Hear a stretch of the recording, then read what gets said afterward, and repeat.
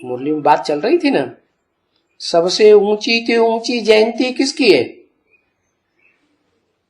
क्योंकि शिव तो जन्म ही नहीं लेता, प्रवेश करता है, तो उसको जयंती थोड़े ही मनाएंगे।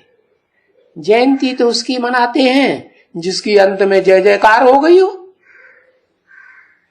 है जय जयकार नरक की दुनिया में कब होती है और किसकी होती है? बड़े से बड़ी जय जयकार जो नरक की दुनिया को जीत लेता है तो उसकी जय जयकार होती है। तो उस जो दुनिया जीत गई उसको स्वर्ग कहा जाता है, हेवन। क्या नाम दिया? विन किया ना, विन की हुई दुनिया है। तो लड़ाई हुई होगी ना। तो वो शास्त्रों में 2 विश्व युद्ध गाए हुए। एक विश्व युद्ध गाया हुआ महाभारी महाभारत विश्व युद्ध। उसका नाम महाभारत क्यों पड़ा? क्योंकि जो भारत है ना, भा माने ज्ञान की रोशनी, रत माने रहने वाला, ज्ञान की रोशनी में ही सदा रत रहने वाला। जो शिव बाप एमडी आता है ना इस षष्ठी रूपी रंगमंच पर स्वर्ग बनाने के लिए, तो वो क्या करता है? बस उसकी बताई हुई बातों में ही रत रहता है। सारा पेट का धंधा भी छोड़ देगा, सगे संबंधियों को भी छोड़ देगा, सब कुछ भूल जाता। क्या?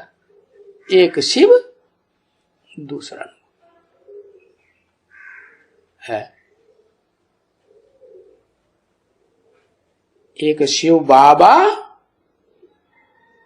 दूसरा न कोई, या एक शिव दूसरा न कोई है?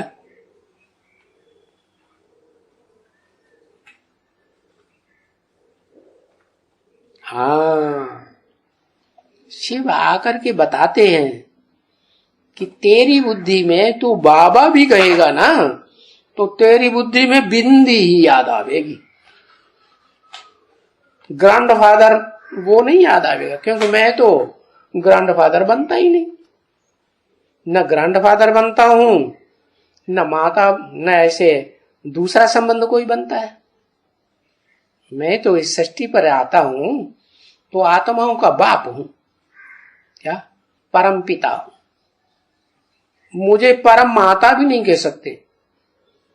हाँ, जिसे मैं प्रवेश करता हूं उसको माता बनाता हूं, उसका नाम देता हूं ब्रह्मा। और ब्रह्मा कोई एक अम्मा नहीं।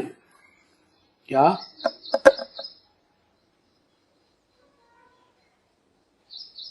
ब्रह्मा के 5 मुख दिखाए जाते हैं। 4 मुख तो बहुत प्रसिद्ध है। सारा संसार चौमुखी ब्रह्मा को देखता है। तो 5 आत्माएं हैं, उनमें से एक आदम के तन में मुकर्रर रूप से प्रवेश करके पार्ट बजाता है। क्या? जब से आता है तब से लेकर अंत तक। तो जिसमें मुकर्रर रूप से पार्ट बजाता है उस आत्मा को तो संग का रंग अच्छा लगेगा नहीं। सवाल पैदा होता है, तो क्या ये तो पार्शलिटी हो गई कि बड़े बच्चे को ज्यादा दे दिया और छोटे बच्चों को, बाद में पैदा होने वालों को, बाद में जिनको स्मृति आई बाप की, बाप के बच्चे बने, बाप के ऊपर निश्चय हुआ, तो उनको थोड़ा दे दिया? नहीं, वो भी नियम बनाया हुआ है। चाहे बड़ा बच्चा हो, चाहे छोटे बच्चे हो, चाहे मझले बच्चे हो, जो मुझे जितना याद करेगा उतना मैं उसके साथ। याद नहीं करेगा तो भले मैं प्रवेश हूं, परमानेंट भी प्रवेश हूं, तो भी साथ का अनुभव भी नहीं और साथ रहने से फायदा भी महसूस नहीं करेगा। तो पार्शलिटी हुई? नहीं हुई।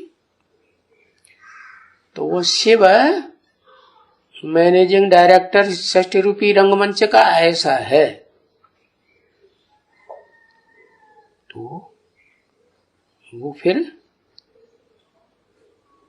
आनंद मनाना पसंद तो नहीं करता, लेकिन इस षष्ठी पर आता है तो शांत रहता है, क्योंकि शांति धाम से आया है। तो षष्ठी रूपी रंगमंच पर पार्ट बजाने वाली जो भी आत्माएं हों, अव्वल नंबर से लेकर के क्या लास्ट नंबर तक भी, अव्वल नंबर आदम, तो उनको नंबरवार पावरफुल बैटरी बना देता है। कैसी? कोई छोटी बैटरी, कोई बड़ी बैटरी, कोई में ज्यादा पावर भर जाती, कोई में कम पावर भरती। तो आदम में इतनी पावर आती है कि वो जन्म जन्मांतर उस हेवनली गॉडफादर के बनाए हुए संविधान के आधार पर शूटिंग पीरियड में चलती है, प्रयास करके, पुरुषार्थ करके, तो जन्म जन्मांतर राजा बनती है। क्यों? क्योंकि वो आकर के सिखाता है ये राजयोग। क्या दूसरे धर्मों में राजाएं हुए कि नहीं हुए? तो लेकिन उनको नहीं सिखाता है वो, उनको राजाई निराकार से मिलती भी नहीं है। वो निराकार को धर्म पिताएं तो याद करने की कोशिश करते हैं क्या, लेकिन वो धर्म पिताएं आते ही षष्ठी रूपी रंगमंच पर बाद में है? तो पहले पहचानेंगे? पहले नहीं पहचानते। पहले देव आत्माएं पहचान लेती है। क्या? उन देव आत्माओं में भी जो बड़े से बड़ा देवता है, महादेव कहा जाता है, वो पहचानता है। क्या? लेकिन ऐसे भी नहीं कि महादेव का पार्ट महान देव बजाता है, नहीं। वो शिव कहता है मैं प्रवेश करके क्या महादेव का भी पार्ट बजाता हूं। कहते हैं देव देव महादेव, लेकिन वो भी मैं हूं। क्या? वो तो तमो प्रधान है, वो क्या महादेव हो जाएगा? एकदम हो जाएगा? पुरुषार्थ करेगा तो पुरुषार्थ कर